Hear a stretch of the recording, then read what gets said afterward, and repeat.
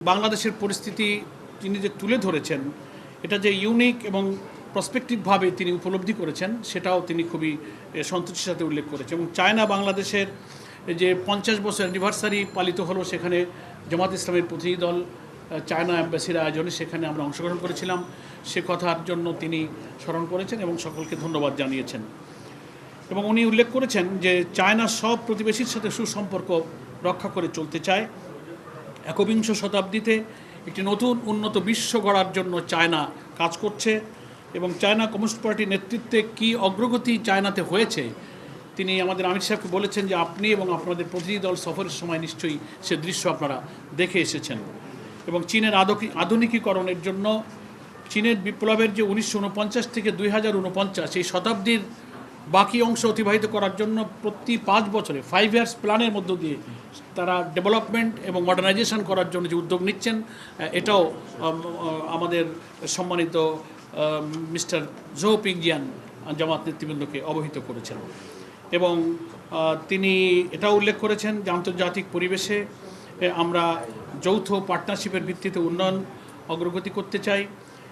অবকাঠামোগত উন্নয়ন, বিশ্ব নিরাপত্তা অর্থাৎ গ্লোবাল সিকিউরিটির প্রশ্নে গ্লোবাল ইনিশিয়েটিভের যে মহান একটা আদর্শ সেটা নিয়ে চায়না বিশ্ব রাজনীতিতে এগিয়ে যাচ্ছে।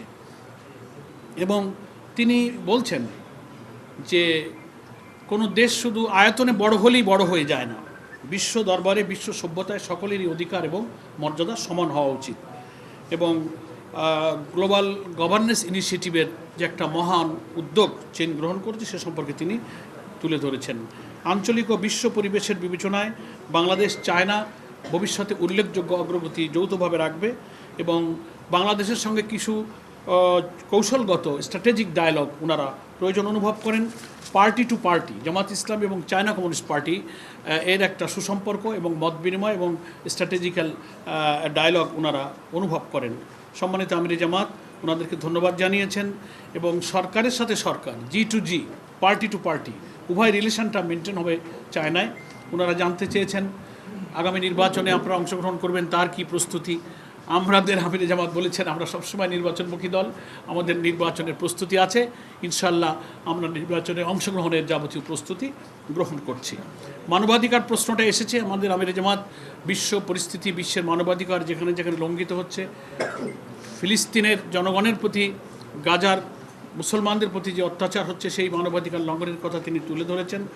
সিরিয়া, ইরাক, ইভেন মায়ানমারের দৃষ্টি আকর্ষণ করা হয়েছে। এসব ক্ষেত্রে বিশ্ব রাজনীতিতে চায়নার একটি উল্লেখযোগ্য ভূমিকা এবং অবদান প্রয়োজন।